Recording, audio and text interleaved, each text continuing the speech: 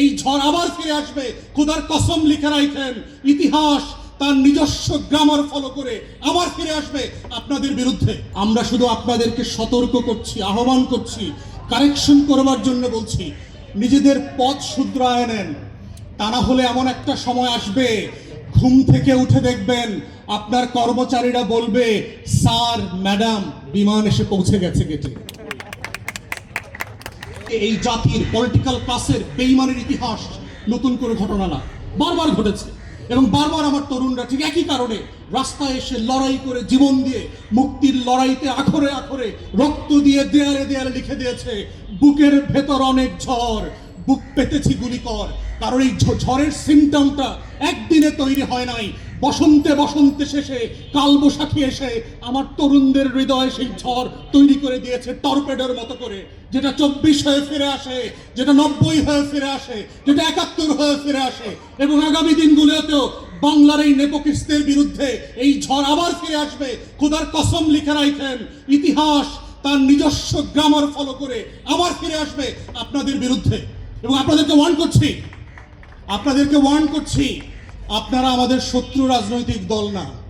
কথা শুনে মনে করবার কোনো কারণ নাই যে আপনাদের পতনের জন্য কোনো আন্দোলন আমরা করছি। আমরা শুধু আপনাদেরকে সতর্ক করছি, আহ্বান করছি, কারেকশন করবার জন্য বলছি, নিজেদের পথ শুধরায় নেন। তা না হলে এমন একটা সময় আসবে, ঘুম থেকে উঠে দেখবেন আপনার কর্মচারীরা বলবে, স্যার ম্যাডাম বিমান এসে পৌঁছে গেছে গেটে। বিশ্বাস করেন, these are the things happened in the past। এবং এই বাস্তবতাগুলো অস্বীকার করবেন না, ভুলে যাবেন না। ক্ষমতা যেটা করে, চোখের সামনে ছানি ফেলে দেয়, এবং ওই ছানির কারণে যেটা হয়, আপনারা সত্য দেখতে পারেন না, ওই কাচের দেয়াল ভেদ করে। অতএব আজকের এই হীনমন্যতার জায়গাটা কোথায়?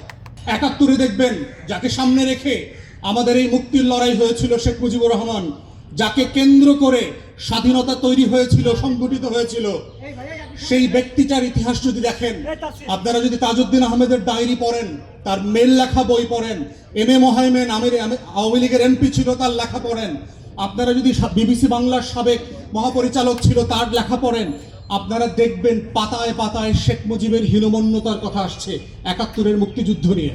কেন?